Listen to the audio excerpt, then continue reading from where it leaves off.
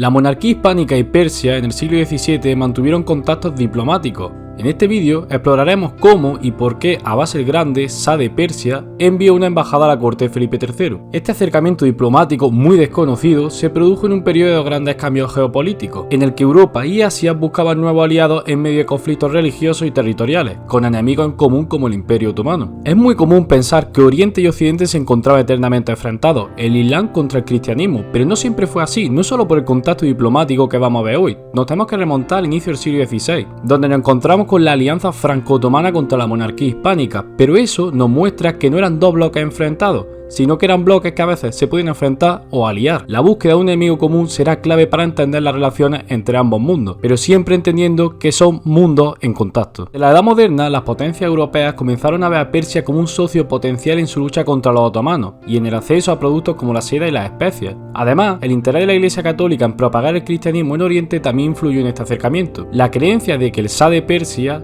Abbas el Grande, podía convertirse al catolicismo fue un factor determinante para el Vaticano y la monarquía hispánica en su intento de establecer relaciones más sólidas con Persia. Contextualizamos brevemente tanto la Persia safávida como la monarquía hispánica en el reinado de Felipe III. La dinastía safávida gobernó Persia de 1501 hasta 1736, siendo una época de consolidación política y religiosa donde el chiismo fue religión oficial del Estado. Abbas el Grande, Shah de Persia en el momento de que estamos hablando, tuvo importantes reformas económicas, militares y diplomáticas. Durante su reinado, Persia se convirtió en un centro de comercio e innovación cultural, estableciendo alianzas con comerciantes europeos y fortaleciendo su infraestructura con la construcción de carreteras que facilitaban el comercio. Abbas también desarrolló una política de tolerancia religiosa dentro de su territorio, donde existían minorías cristianas. De ahí que se viese la posibilidad de cristianizar medianamente el mundo de Persia, incluso al propio Shah. De hecho, se dejaban construir hasta monasterios dentro de Persia. Todo ello facilitaba misiones religiosas europeas con el objetivo de hacer más latente el cristianismo en Persia. Por su parte, Felipe III por este momento se encontraba cerrando conflictos en la famosa paz hispánica, que podemos debatir si de verdad fue una pax. Recordemos que su padre, Felipe II, ya se había enfrentado bastante a los turcos, como por ejemplo en Lepanto, pero el enfrentamiento contra el turco, contra el Imperio Otomano, no acaba en Lepanto. Lo que unía realmente a la monarquía hispánica con el mundo de Persia era ese enemigo común, el Imperio Otomano. El Imperio Otomano representaba una amenaza constante y latente en el Mediterráneo, tanto para persas como para los españoles. El Shah Abbas buscaba una alianza con las potencias europeas para debilitar a los otomanos en diferentes frentes. El objetivo no era solo frenar la expansión otomana, sino también consolidar la seguridad en las fronteras y abrir nuevas oportunidades comerciales en Europa. Abbas consideraba que una relación diplomática con Europa era ventajosa para ambos. Es decir, el Shah veía con buenos ojos aliarse con Europa para luchar con el turco, y eso le venía muy bien a Felipe III porque estaba hasta la polla de los mismos. Y este sí el contexto donde se encasilla la embajada que vamos a ver, que parte en el año 1599.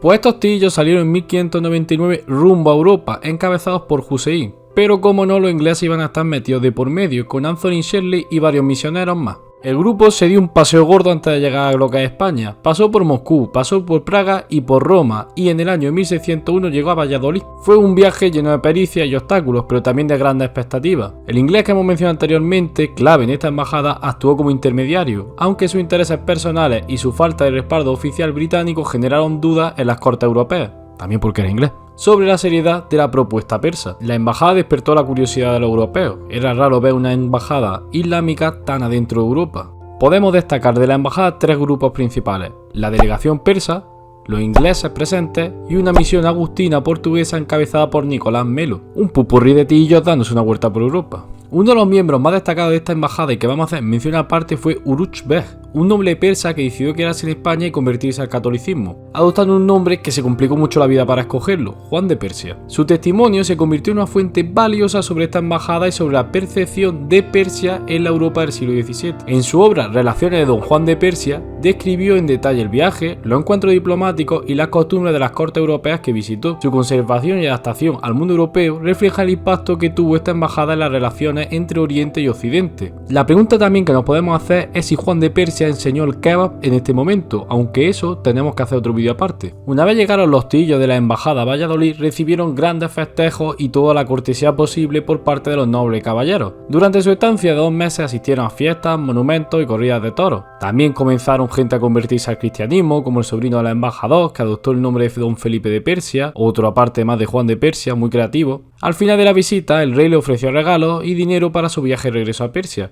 Visitaron ciudades como Segovia, Madrid, Toledo, Lisboa, entre otros lugares, y experimentaron la conversión, como hemos mencionado, de varios miembros de la comitiva, algo que sorprendió enormemente a la corte española del momento. Esta no va a ser la única vez que una embajada persa llegue a la península ibérica. De hecho, Don Juan de Persia, estuvo involucrado en el asesinato de un nuevo embajador persa, que estaba en posesión de un escandaloso informe sobre mujeres españolas. En dicho informe, al parecer, era un listado con todas las mujeres que había poseído en España, con una detallada descripción de cada uno, incluyendo su nombre y el de su marido, su arte y su encanto, hasta la calidad de sus pantorrillas, y sumaban 103. Es decir, el tío era un poco raro. A pesar del entusiasmo inicial y de los posibles beneficios que podía tener esta embajada y esta alianza diplomática, Persia y la monarquía hispánica no alcanzaron los resultados esperados. La falta de compromiso militar por parte de Felipe III y la creciente presencia de ingleses y holandeses en Persia debilitaron la alianza. Recordemos que Felipe III no se llevaba precisamente bien con los ingleses, ni mucho menos con los holandeses, con los que tenía algo que es más que palabras. La prioridad de Felipe III era consolidar la estabilidad en sus territorios europeos y no abrir un frente de guerra contra los otomanos. Por otro lado, el Shah de Persia,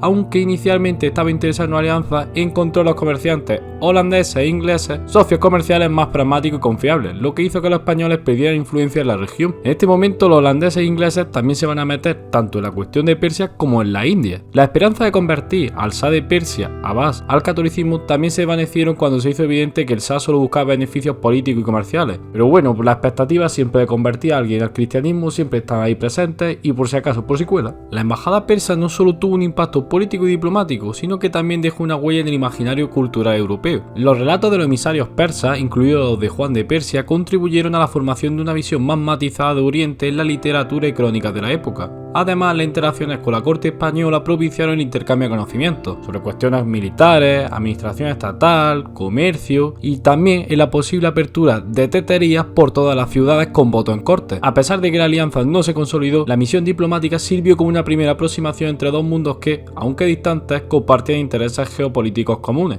Este episodio diplomático demuestra la complejidad de alianzas en la Edad Moderna, donde la religión, la política y la economía se entrelazaban de manera inseparable. El interés mutuo entre Persia y España reflejaba los intentos de ambas potencias por adaptarse a un mundo en constante cambio.